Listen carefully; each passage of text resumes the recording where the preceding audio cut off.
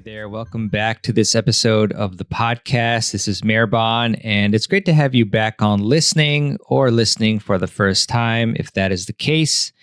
And today we have on Coach Vesa Ponkka to talk about why the contact point determines your success in tennis. And that may be a bold statement, but after listening to this episode, I do think that you'll really have a different light shown upon this very important concept in tennis. And even by just concentrating on the contact point alone for both yourself and your opponent and how to disturb that for them, that will really make a huge difference in your game. So Vesa is the Senior Director of Tennis at the Junior Tennis Champions Center, which is home to amazing pros Frances Tiafoe, Denis Kudla, and numerous other elite players. Vesa was selected as the 2011 USOC National Developmental Coach of the Year and has trained top junior players in the United States and Europe. His students have also won numerous professional and national titles, achieved the #1 ITF Junior World Ranking, several #1 USTA National Rankings, and NCAA All-American honors. And Vesa's coaching certifications include USPTA, USPTR, and USPTA High Performance. So on the show today, you're going to learn why the contact point is so important to your game, the negative effects of not having a good contact point, the different factors that determine where your ideal contact point is, how to hit the ball at the right contact point consistently, why using your eyes and your brain are the most critical to a good contact point, why you'll be able to hit more powerful, heavier shots with a consistent contact point. I know I'm saying contact point a billion times, but I think that's going to help you remember this amazing concept that is crucial to your game. So we'll learn about all that and more on this episode. And before we go into the episode, I do have to do something very important, which is tell you the pun of the day. I love puns. I don't know how many of you like them, if you like it, but I will say it anyway, and let's see. So the pun of the day is, I like my breakfast like my tennis serve grip, continental. I hope you like that one. Please don't shut off the podcast. I promise that's the only pun in this episode, I think. Ironically, I just finished my breakfast, but I do hope that you enjoy this episode. And again, the contact point, it's huge. A lot of times we think about the technique instead of the contact point, but it's really the other way around that you should be thinking about these concepts as you'll learn on the episode. So without further ado, here is my interview with Coach Vesa Ponkka. Hey guys, I'm Mirban Aranchad, and we're here at the 2017 Tennis Technique Summit to talk about the importance of the contact point in high performance training with Vesa Ponkka from the Junior Tennis Champion Center. Vesa is Senior Director of Tennis at JTCC, and he holds PTR, USPTA, and USTA High Performance certifications. Vesa has done a ton of great coaching work with amazing students who have won numerous professional and national titles. They've achieved the #1 ITF Junior World Ranking, several #1 USTA National Rankings, and NCAA All-American honors. So a wide variety of players with amazing accomplishments. Vesa has also trained top junior players in the United States and Europe for national, NCAA, ITF, and professional competition. Vesa was honored by being selected as the 2011 USOC National Developmental Coach of the Year. And I first met Vesa as a young junior, and I remember taking a private lesson with Vesa back then, and it was one of the best and also toughest I've ever had. So, Vesa, it's a real pleasure to have you on the summit, and I really want to thank you for joining us. Oh, thank you. It's a pleasure to be here, and good to see you after 15 years. Thank you. You too. You haven't changed much. So, yeah, I mean, like I said, JTCC, world-class training facility with amazing coaches like yourself. We're also very lucky to have Megan Moulton-Levy, who I believe helped with the tech portion here for us. And she's a great coach and player. She's on the summit, great guest. So Vesa, I'm really excited to talk to you about really the impact of the contact point in our game. That's something that a lot of players don't focus on. They focus focus more on what the racket is doing and things like that, which is also important. But I mean, the contact point is really very important. And I want to ask you first off, why the contact point is so important for us? That's a great question. You mentioned that a lot of players, they concentrate on other stuff than contact point. And I think that it's our fault as a coaches. Actually, as a coaches, we really need to get our message through how important the contact point is in everything, technical, tactical, fitness, physical, mental, emotional aspect of the game. Basically, I'm going to make a really bold statement here. I feel that the contact point actually determines your success in the game. That's how important it is. It's basically, in my book, it's a center of all the learning. All the technique depends on the contact point, all the physical footwork, it all related to the contact point. So I'm glad to talk about it because I spent a fair amount of time talking to the coaches around the country, and we always talk about the swing path and this and that, but very seldom we talk about the contact point, which actually really determines your success. Right. That's a great point, Vesa. I don't hear this much from coaches either, but I have heard from some great coaches like Roberto Brogan, for instance, who I just talked with, used to be Jeannie Bouchard's coach. And he was saying it really doesn't matter too much what's happening before you contact the ball. So there's definitely some coaches who are obviously have your viewpoint, even though it's kind of rare, but extremely important. And just maybe if you briefly could just go through a couple, issues that are caused by not having an optimal contact point. Okay, I think that the first thing that goes wrong, like I said, as a coaches, we are so busy trying to teach every part of the game, and it also actually should start that we define what is the individual contact point for our student's stroke. Let's say the forehand. There are different factors. There's the grip is a factor. The stance. Is it a closed, open, or semi? But we actually have to. What I do a lot, and sometimes it works well, is I actually ask the student, tell me, where do you think that you hit your very best ball? And I'm always surprised how they are showing 10 different spots, 10 different spots, and almost have to really show them that, hey, how about if you try this spot and let's see if, your weight is moving through when the ball is in a certain spot. And it's almost like physically and visually we have to show the young players, this might be your sweet spot, this might be your contact point. And then everything starts from there. When we start to add the swing and the footwork and all that stuff. But the young player really have to be aware where the ideal contact point is. Can you give us a couple, insights into the process that you and your coaches go through to actually try to find the ideal contact point for the player? Yeah, like I said, first, we have to check out the grip of the player.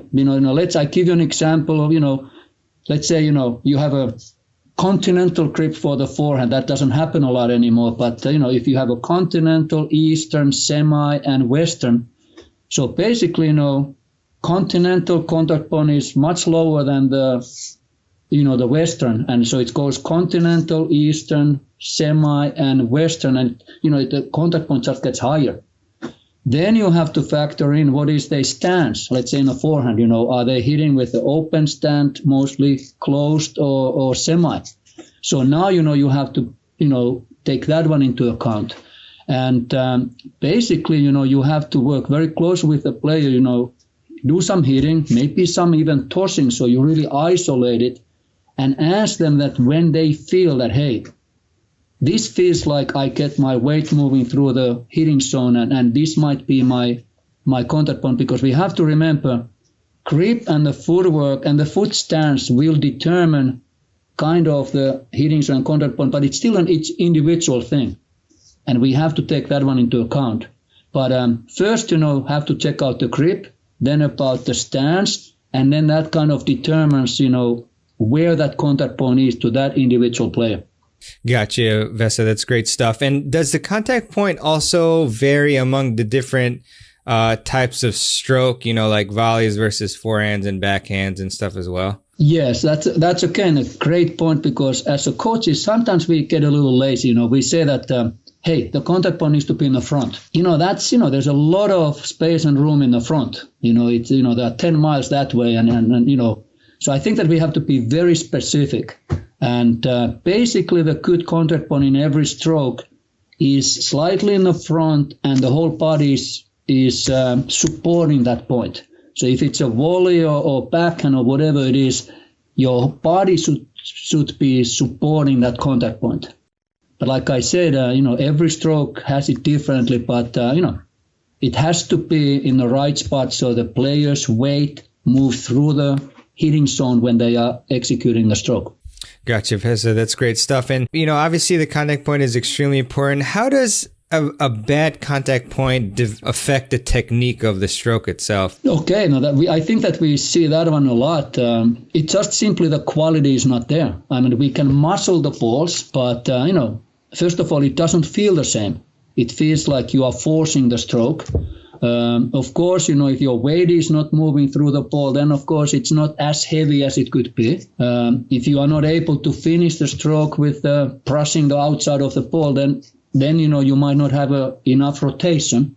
So basically, to answer your question, the quality of the stroke suffers right away. It doesn't mean that we cannot execute it and make the ball, but it might not have the same heaviness and a pace than when the contact point is exactly in the right spot. And I always like to talk with the players that when the contact point is right, it's so much fun to hit the tennis ball. And that's kind of important. It's a motivational factor for the young players too, that when they find their contact point, this game becomes much, much more fun.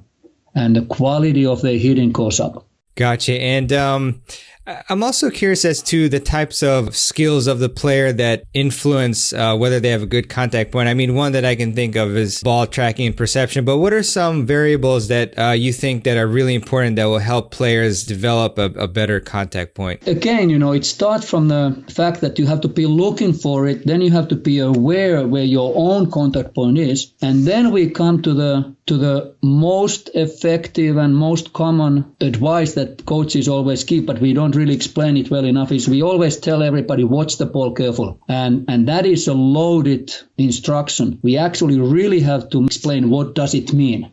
So we try to follow the ball, or the player tries to follow the ball all the way to the contact point, keeping the eyes at the contact point even after the stroke is done, so the head stays still. And the racket can move through the contact point freely to the right direction. We all have seen those great pictures of Federer and those guys, how their eyes are staying still when the racket is through the ball.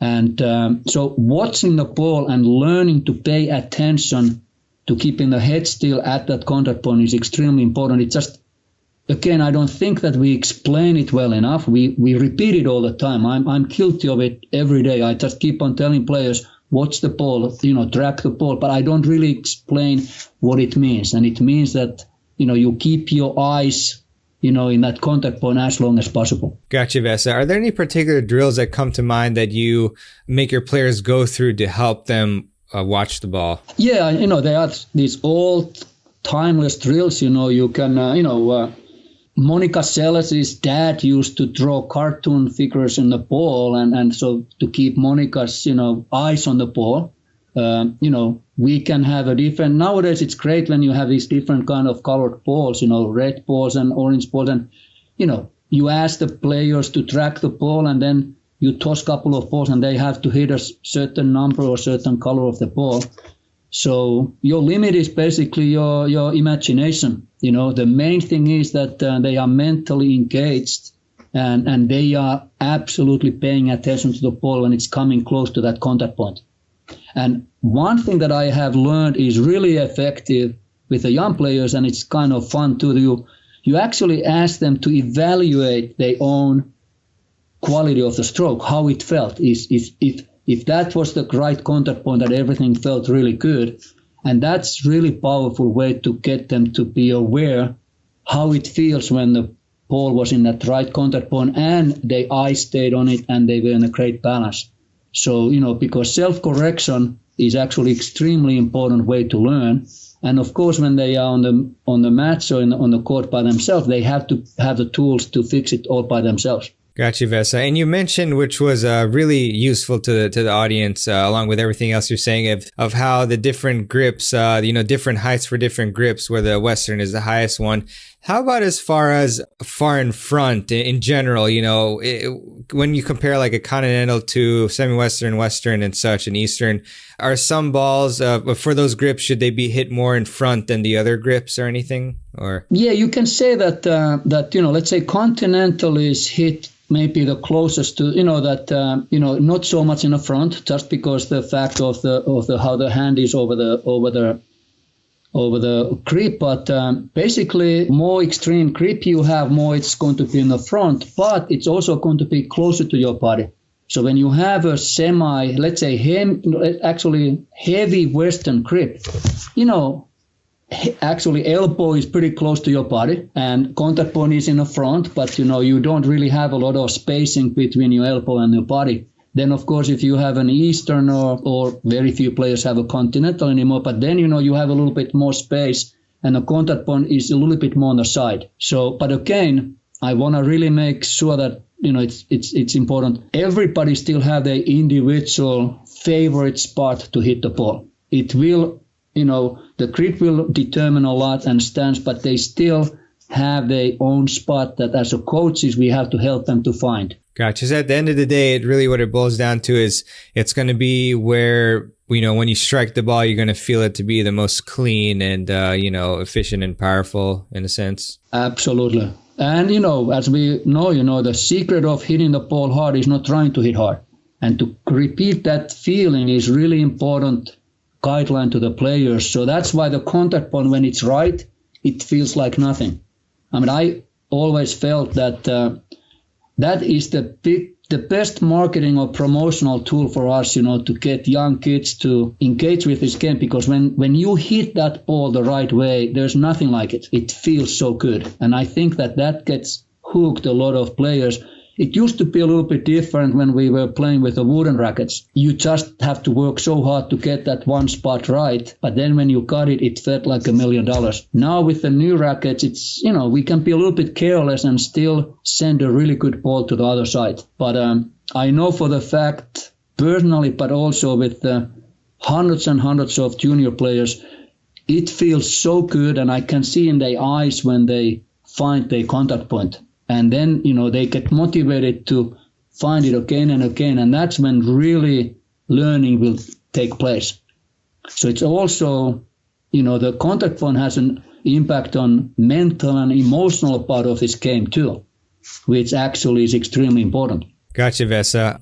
And another part of this is really the implication of, how footwork affects the contact point. So I want to jump there for now and just ask you, basically the same thing. How does footwork affect how good of a contact point the player has? Okay. That is such an important question. And as a coach, the whole purpose of moving well is to find your contact point. When you are moving, your first part is to get close to the ball. Get to the ball. The second part is to be behind the ball. So the purpose of moving on the tennis court is to find your contact point and be behind it, so you can actually load your legs behind that contact point and then unload and go through the ball. And that's why, your footwork has to be defined by finding your spot, finding your contact point. And it again can be fun for the players when they really understand it, that it's not only to get to the ball, but to get right behind the contact point and hit a great ball.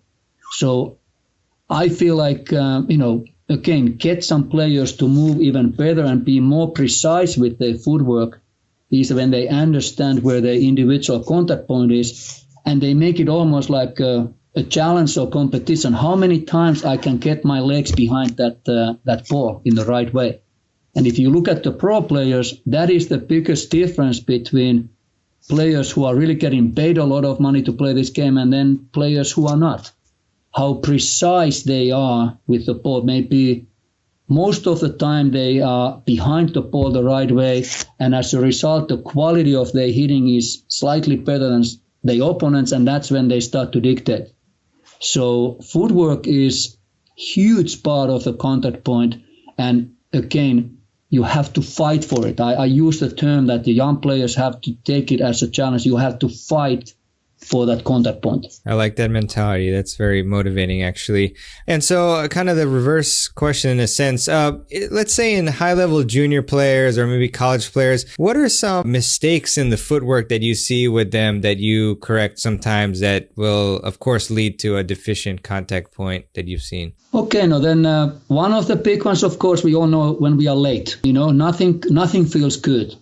Basically you have been, for different reasons, you are late from the ball and you have to muscle the ball. And we know how that one feels. We can maybe make the ball, but it doesn't feel good. So being late and then not being precise, meaning that we can still be behind the ball, but if we are not unloading our stroke through the contact point, then, we are not taking advantage of our weight moving forward. So I see sometimes players who are moving well, but then it's static. They are static behind the contact point instead of unloading through the contact point. And then we all know players, and, we have been some of those players, is that we are just so sloppy with the feet that we will never even have a chance to get, our weight through the contact point. We cannot extend the contact point and a hitting zone and have a nice pop on the ball. So, there are many reasons, there's simply being lazy, there's simply being undisciplined, and then, of course, the worst thing is just not being fast enough. And nothing good comes out of those reasons. So we have to work hard on the fitness part of it, that hopefully we are fast enough to get behind the ball. That's not enough. Then we have to be disciplined enough to try to get to that position most of the time, and then unload through the contact point, getting our weight moving through forward. So it's a lot of stuff that has to happen to hit that great ball. Gotcha, for sure, Vesa.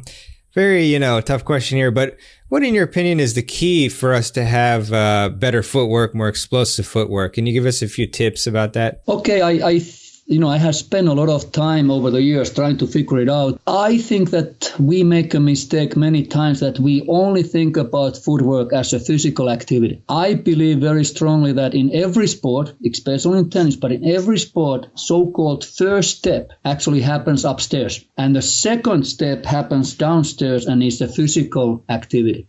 What I mean by that one is that the player has to demonstrate total engagement, so the eyes are tracking the ball. Hopefully, some good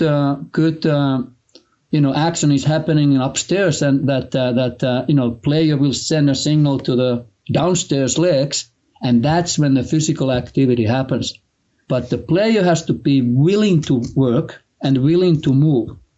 That willingness to move is a huge thing, and it all starts with your mentality and how well you track the ball and how ready you are to move. So I look at the footwork that the first thing is the mindset and the mentality. The second thing is the physical part of it, which is, of course, we can improve with tons of different kind of fitness work and tennis-specific footwork. But without willingness to move and having that being engaged, getting a lot of information with your eyes, your first step is going to be slow. And all the work in the world, you can work 18 hours with your first step, but if you are not mentally engaged, only thing that happens, you might become a little bit less slow. You never become fast. So that's how I kind of look at it, that as a coaches, we have to motivate and maybe even inspire young players to understand that they have to be totally engaged, watching the ball carefully, processing information from the eyes, and then they have a chance to have a great footwork. And everybody talks about fast first step. It actually, you have to be fast upstairs before you are fast downstairs. There are on the tour, there are plenty of players who move well and they have a great footwork, but they are not necessarily super fast. Actually, colleague of mine and actually great friend, Mats Wilander, in my book, is one of the great examples of somebody who was extremely fast with his mind and how to see the ball, anticipating. But if you would put him to run 100 meters that way, there would be 5,000 guys who can run faster. But he was so fast reading the ball and and so quick upstairs that he actually moved beautifully on the court. Yeah, that's a great point, Vesa. I mean, it all comes down to really the mind. The mind is what's controlling the body. And obviously, when we're feeling tired and things like that, that's an example of when you have to have your mind engaged and focused and pushing you through and things like that. So that's definitely makes a ton of sense. So I also want to, talk about the tactical implications of the contact point. So let's start off with asking you, what does a proper contact point allow the player to do from a tactical standpoint? Okay, now just simply, if and when your contact point is right and you are behind the ball, your ball is a little heavier, a little faster, and there's a quality behind it. So now actually you have a chance to hopefully to dictate. We all would like to be in a position to dictate when we're on the tennis court. But if you really go to the purpose of the contact point in a tactical point of view in competition, if I play a match against you, my whole purpose is not to make you feel good on the court, and that means to take the ball away from your contact point. That's how you play the game. So, there are 4 different ways to do it. I can go low, I can go high, I can go to the body, I can go wide. As long as I don't let you to hit too many balls from your favorite contact point.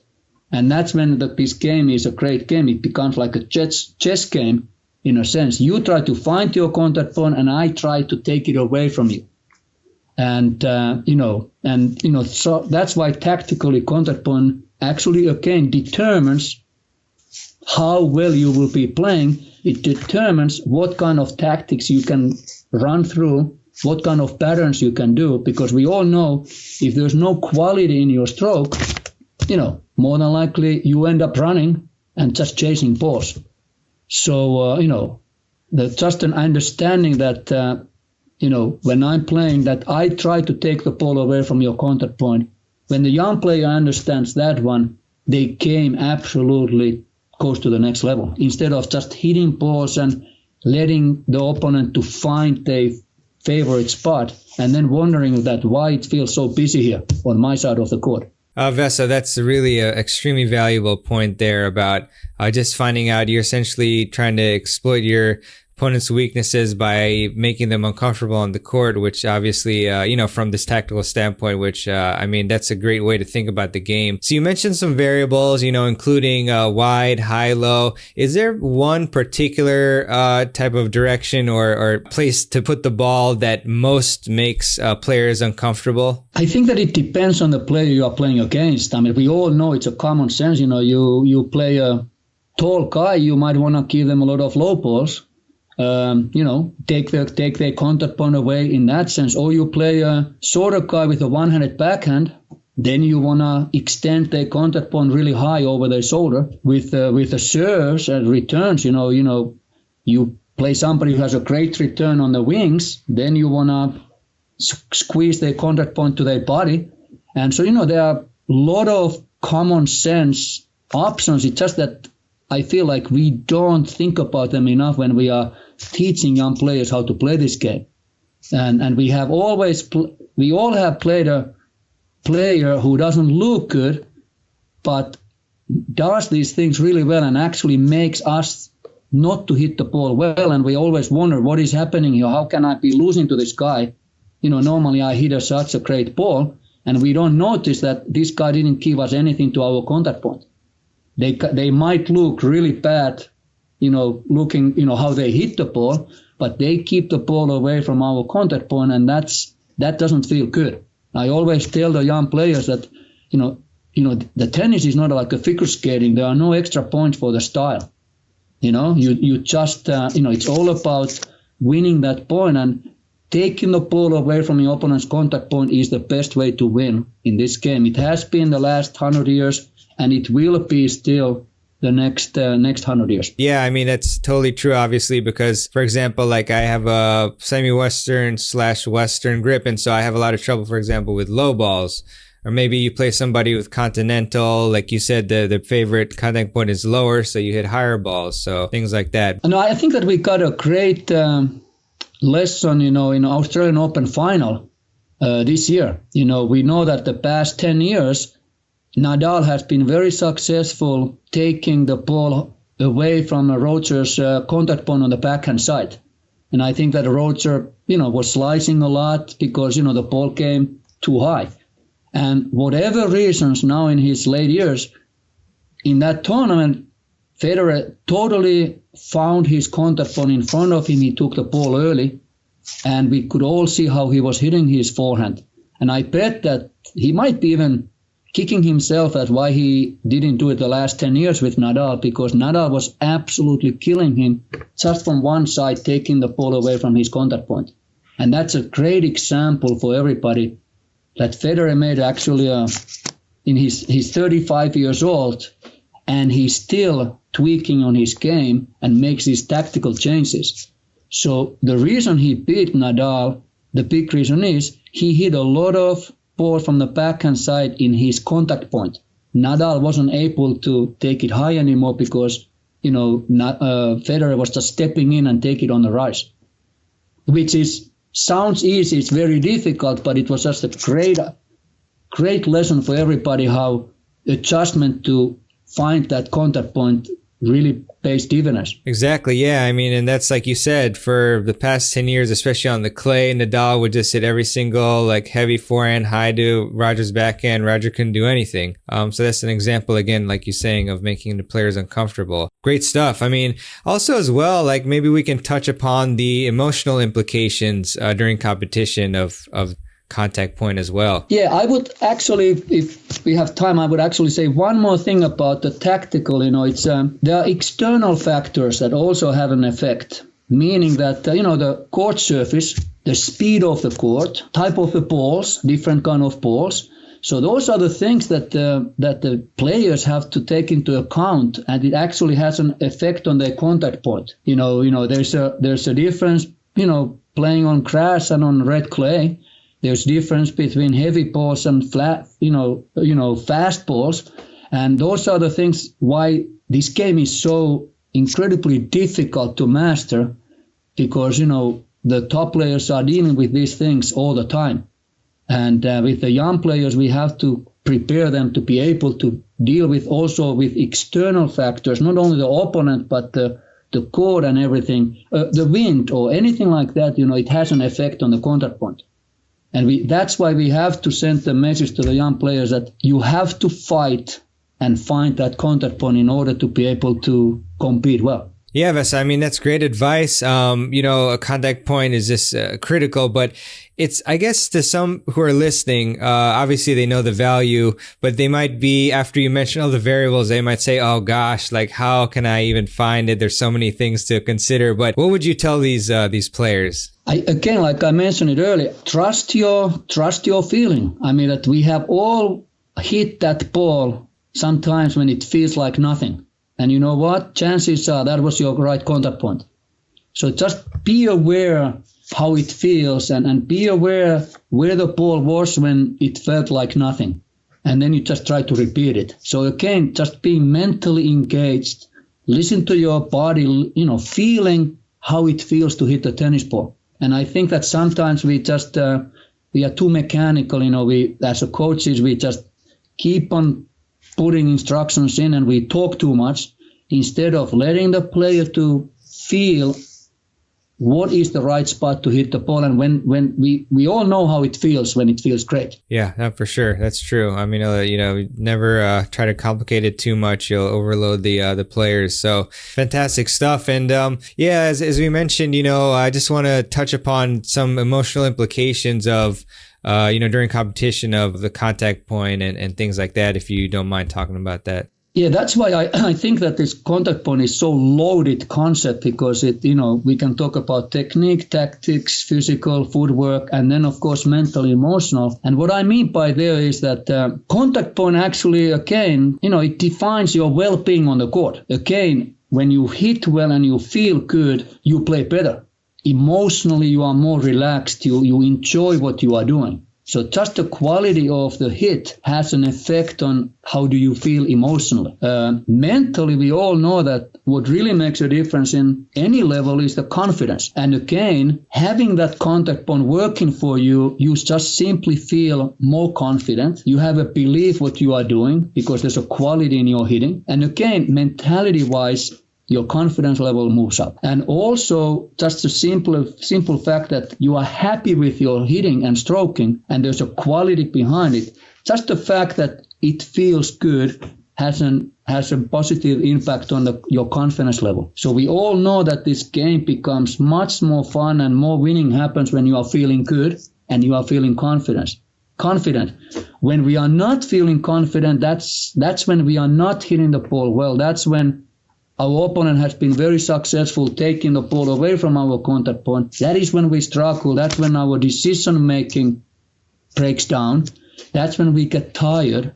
That's when we start to beat ourselves up. That's when our body language goes down. So basically, I'm using the term well-being. When you feel good on the court, good things will start to happen. And that's why the contact point is such an important thing, because, again, when you hit the ball the right way, it has quality behind it. Now, hopefully, you are dictating, and hopefully your opponent is doing a little bit extra running. And that feels good. Definitely feels good for us and tough for them. And so, as you mentioned, again, having the opponent make them uncomfortable. But on the opposite side of that coin, what advice would you give players? And we all have these days. We're on the court, we're playing against a tough opponent, and we feel like we're not contacting the ball in the right place. We're late, and it's kind of frustrating. Any, tips on, what we should be doing or thinking in these moments to help us kind of reset and then find our contact point? First of all, I think that just to acknowledge the fact that looks like I'm having a tough match in my hands. That you are ready to go to work. You are ready to maybe take your footwork to the next level. Because if you don't, then you are going to lose. And if you don't fix it, then you are going to lose a little bit faster than you would really like to.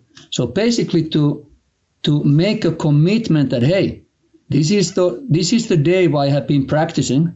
This is the day that I'm going to challenge my footwork. I'm going to challenge my mentality. Can I put more quality into the ball from a good position against a quality opponent? There is a danger that when we are playing against somebody who is good and who might be winning in the sense that we start to rush, we start to, force the ball.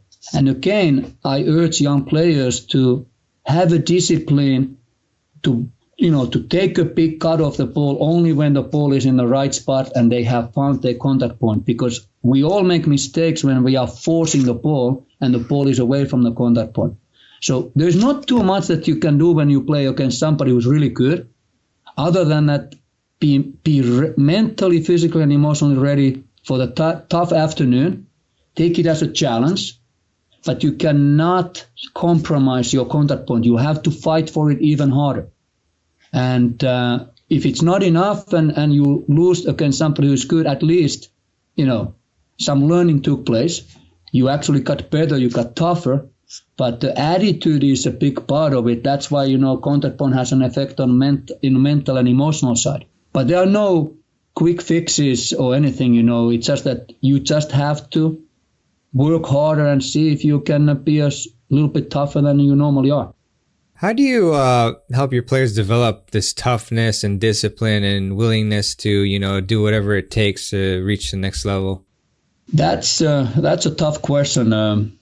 I don't think that I have a clear-cut answer. It's and here in JTCC we have a coaching philosophy. We have had all kind of philosophies over the year, and older I get, the more simplistic I become. I don't know if that's good or bad, but that's how it is. And at the moment, my coaching philosophy is that as a coach, my application is that my students, they trust their training. 3 words: trust your training. And all the training has to be done so the player will trust their training, because only when you trust your training, you have a chance to hopefully play a good point when it's 6-5 in a third, 30-all. And it takes thousands of hours to get to that point, but there has to be a trust. And I also, again, feel that when it feels good to hit the ball, then you are trusting what you are doing. But I spend a lot of time trying to get the players to work really hard so they feel like they have earned the trust, that they can trust their game, they trust their training, because hopefully they have done it for a long time and hopefully they have done it well. There are no shortcuts. There are no, I can keep on telling the young kid that, hey, you are great, you are this and that. It's just a motivational pep talk. It's not going to hold up in a real, when you are facing the break point in a third. So there has to be a healthy feeling and understanding from the player's point of view that, hey, I have done the work, I trust my training, and now I'm putting on the line and see what happens. Yeah, Vesa. I mean, whenever I step in JTCC for, a USTA League match or tournament, I see that slogan and it's very motivating. And I mean, really that's it, because if you haven't been training, you know that you're probably not going to be very successful. But if you put in so many hours and you just tell yourself that, I've worked so hard for this and I know I'll succeed because I've done what it takes, then, I mean, that's the way to go. Yeah. And again, as an athlete, we know when we haven't done the work. Doesn't matter what we say, whatever. I mean, we know that if we didn't go all out in the training, every athlete knows it deep inside. And if that's the case, you don't have the real confidence. And we have to earn that trust in a sense that you have done the work so you can really look at the mirror and look at it, hey, I'm ready to compete. It doesn't guarantee that I'm going to win, but at least I'm ready to compete. I trust what I have done. But, when we cut corners, and it's everything in life, when you cut corners, you don't have real confidence. You're just hoping to get lucky and this and that, but it unfortunately doesn't work most of the time. So we all, as an athlete, we all know when we have done things the right way and we have done it long enough to feel that, hey, I have some real confidence. Exactly, Vesa. It's the worst feeling in the world when you have done it. Yeah, we've all been there, I'm sure. We know exactly how it feels. Yeah, it's not good at all. And if assuming you don't have any other comments on that, I was also wanted to touch upon, kind of the advantages for under 10 players regarding contact point training. Okay. No, I think that, over the years, I have always used modified balls and the rackets and courts as a coaching tool. I'm never big for mandates. I don't agree that, let's say, USTA goes and mandates that everything has to be with this and these balls. I think that the coaches use modified tennis balls and everything as a coaching tools. I'm a big believer that 10 and under tennis is absolutely going to increase the quality of players, quality of the enjoyment that they have, for the simple fact that they will get more quality repetitions with the right kind of punch of the ball.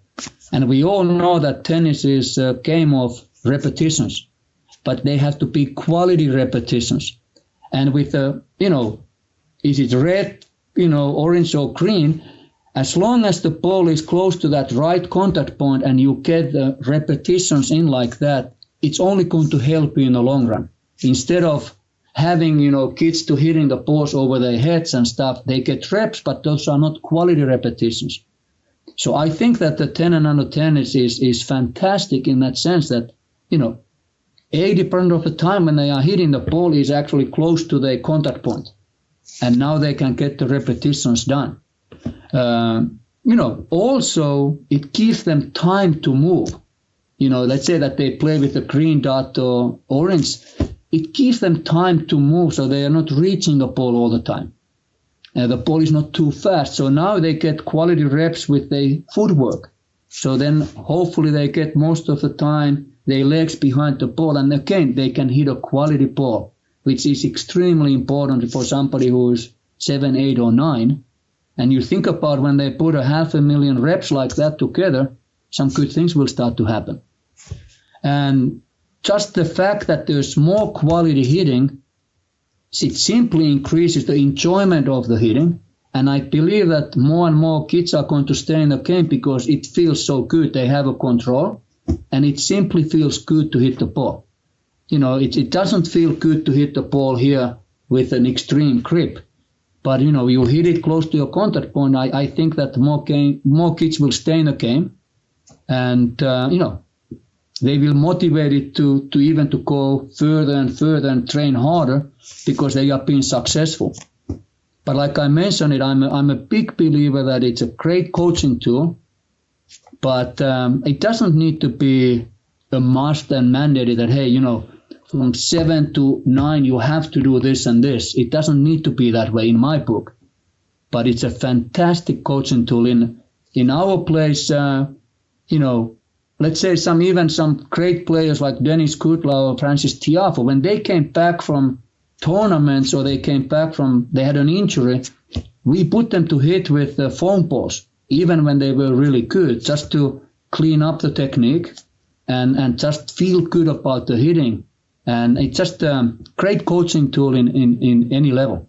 Well, I really appreciate that, Vesa. I mean, that's something that especially you coaches and also parents should really highly consider, using. So that's fantastic stuff. I also want to ask you a couple other questions. One, what's the biggest myth that you've heard about contact point or maybe even technique in general that you'd like to just dispel for the audience? I think that just the fact that some people don't pay enough attention to it, I think that itself is a big problem. We spend a lot of time, getting the grip right. We spend a lot of time getting the elbow to 37 degrees or whatever it is. We spend a lot of time, perfect shoulder turn and this and that, but we actually fail to inform or teach that all that stuff is there to be very effective at the right contact point. We spend a lot of time trying to master our follow-through. We think that follow-through is a fundamental. It's not really a fundamental. Follow-through is actually a result what happens at the contact point. And that's why, Roger Federer can have 15 different follow-throughs, because it depends what he does different stuff in the contact point. So I think that the fact that the contact point should be the center of the learning, and everything has to happen really well in that contact point. The fact that we don't pay enough attention to that one is the biggest mistake that we do. Yeah, I definitely agree with that. It's amazing stuff. Kind of a fun question, I suppose. Out of all the players that you've watched, coached, or seen, who is a player that you admire for, the great, contact point that they consistently have, if you could name someone? Just in the high level, I think that you can really see the players who make the game look easy. Let's say Federer. The reason, he has that style because he's so good and his contact point is in the right spot most of the time. He finds that contact point. Everything looks so easy. Of course, it's a stylish thing, but, then you look at how hard somebody like Nadal works with his footwork to get to that contact point. Hitting 80% of the forehands and finding the contact point to that inside-out forehand or inside-in. I mean, you really appreciate how hard he works with his footwork to get to that point. And then, of course, you have somebody like Djokovic. If you really look at him, there got to be 80% of the balls are hit in the very close to the ideal contact point. And that's just a testament to his unbelievable engagement and footwork and everything. And that's why he can, you cannot hit through these players. They move so well and they hit most of the balls from the contact point. So basically, how I look at it, all the best ones hit the great ball from the good contact point. Then rest of us, we struggle because, we are not as good finding that contact point, and that might be the reason why, we don't have too many slams in our, in our belt. But all the best ones, all the pros who are making a living, you know what? They understand how important that contact point is and what happens at the contact point. And when the young player recognizes that fact, that's always I find out that that's when they take their game to the next level. Not that they learned a lot of new stuff. No, it's just the fact that most of the time they hit a quality ball, and it's because they found their contact point. Yeah, just powerful stuff, Vesa. I encourage all of you to really, when you're watching tennis, pay more attention to the contact point from great players and see the effects of that. It's fantastic. So, for audience who has watched this, fantastic presentation interview and wants to improve their game, especially their contact point, what type of actionable piece of advice would you give them? If and when you will go and get a private lesson or you work with a coach, please walk to the coach and ask the coach, let's define my contact point in every stroke. That is the most important thing that you have to find out, and please use an expert help, the coach. If the coach doesn't know or are not willing to do it, then you have to find another coach. It's that simple. That's how important it is. But, make sure that, you know what you are looking for, and then get some tips how to get there. But make sure you know where your forehand volley contact point should be, the backhand volley, slice, backhand drive, forehand drive. You have to know, and maybe coach, like I said early on, maybe coach just shows you, puts the racket and, hey, how about this one? Try this one. But make sure that you have a good idea where the ball is supposed to be when you hit your best ball. Gotcha. Great stuff, Vesa. And for everyone who's in Maryland, Virginia, DC, around there, you definitely go to the JTCC, Junior Tennis Champions Center. They have some amazing coaches there to help you with finding your contact point and improving your game. But Vesa, I just want to educate the audience a bit about you. So can you kind of tell us, what you're doing at the moment and what you're up to? First of all, I'm a very lucky guy. I have surrounded myself with great coaches. We like to think that, a lot of eager young players, that keeps us all young and challenging.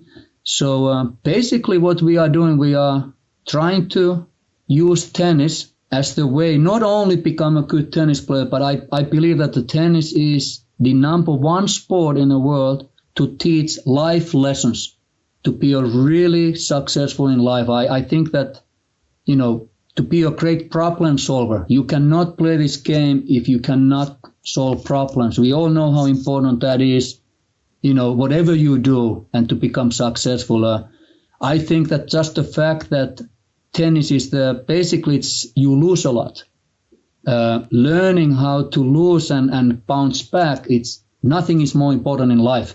You have a choice, when somebody, beats you up on the tennis court, hey, am I done or am I trying harder? And I think that lesson is super important in life. Just the fact that this game is so difficult to master, it only takes a lifetime to learn it, teaches us the hard work. And, again, we know how important that is in life to be successful.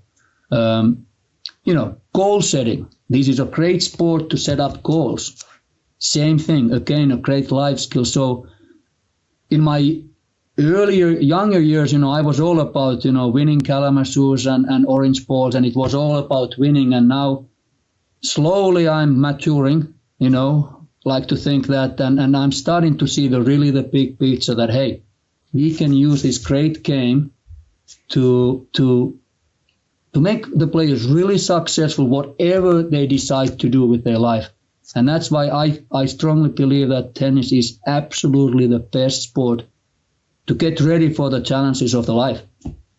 So that's what we are doing, in a sense that as a byproduct, then, the young players have a chance to go to college, get a scholarship, play 4 years, great college tennis. Again, nothing is more valuable than that. And then those few individuals who are just so freaky talented, they might be good enough to play in the very highest level and turn professional. But this game is a great game for everybody. And if the coaches have a right mentality and they can inspire kids to get better, it's just going to pay back many times over when they get a little bit older. So that's what we try to do. That's extremely admirable outlook, and that's what it is, Vesa. I mean, I also love just telling people, I mean, tennis will teach you discipline, hard work, willpower, mental toughness, fitness, on and on. And using that, you see so many successful people who play tennis who are, in the real world as well, working and all that. So it's just a wonderful sport, and we're all very privileged to be a part of it. And so really appreciate that. And I appreciate you putting this seminar together because, we can never get enough messages out there. What a great game we have. It's I have been around a long time and in Europe and here in States, and we have to grow the game. It's not right that tennis is number 17 or 18 important sport in the United States. I mean that, it's just not right. I don't like the fact that skateboarding is getting better athletes than tennis. And, I think that we all have an obligation that, we have to grow the sport because this is absolutely the great sport. It's tough, that rest of the world, basically tennis is, maybe number 2 sport in their country after soccer. Here in state, it's 17 or 18 or 19. And that we have to hopefully get to the point like it used to be in 70s and 80s when the tennis boom was taking over that, hey, everybody was playing the game and everybody was excited about it. And that's how we create future Grand Slam champions. It's not from the top, it's actually from the bottom up. And I think that, it's a long-term thing, but we have to grow the game. And I appreciate your putting together this seminar because, all this stuff helps hopefully to grow the game. Exactly, Vesa. I really appreciate the kind words. And obviously, again, thank you for everything you've been doing. The game is so wonderful. And I think we all have to do our part. Like you said, we can't just, collect a paycheck and then go home. It really would be useful if you would just try to educate those around you about, the benefits of the game and take them out to the court and hit and things like that, post on social media, things that, all that. So, Vesa, again, I can't thank you enough for being on the Tennis Technique Summit.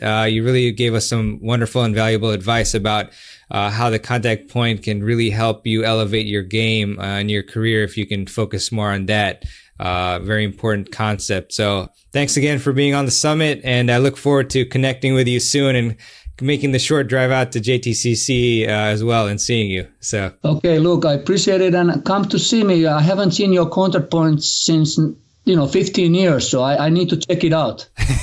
It's not only talk what we do, so let's check it out. So I'm more than happy to take a look at it. Thank you very much, Vesa. I'll try to short up before I get to you, but Okay. Yeah. Thanks. Thank you. Alrighty then. I really hope that you enjoyed my interview with Coach Vesa Ponkka, as well as that alrighty then reference from whatever movie it is that's from. I forget already. Pet Detective, maybe. Not really that great with movies, but in any case, I would really appreciate it if you would leave a review for the Tennis Files podcast. So if you got value from this episode and you haven't left a review yet, then I definitely would appreciate it. I think we have about 100 ratings. I don't know if it's ratings and reviews or just ratings, but yeah, we have a lot of them on. But yours would help so much because each one helps push the podcast up in the ratings, and what that does is it brings it more to the forefront of the search results so that people can see the Tennis Files podcast and then benefit from it. So you are doing a great service to your fellow tennis players, many of whom you won't play, so don't worry about that. But yeah, I also would like to leave you with a quote, as I often love to do at the end of the show, and this one is by Eric Hoffer, and Eric said, "In times of change, learners inherit the earth, while the learned find themselves beautifully equipped to deal with a world that no longer exists." I had to read this quote twice, but obviously there's a distinguishing meaning between learners and learned, if I'm pronouncing the latter correctly. As long as you're a learner, you keep learning and you're able to adapt, but if you're the learned or learned, then you had learned at one point, but you're no longer progressing and learning, so that's why you are equipped to deal with the past. All right, and that does apply to tennis as well. So thanks again for listening. I hope that you're practicing your game, training, recording yourself playing, analyzing, and so forth. And with that, I will see you on the next episode of the Tennis Files podcast. This is Mehrbon Aranchad signing out.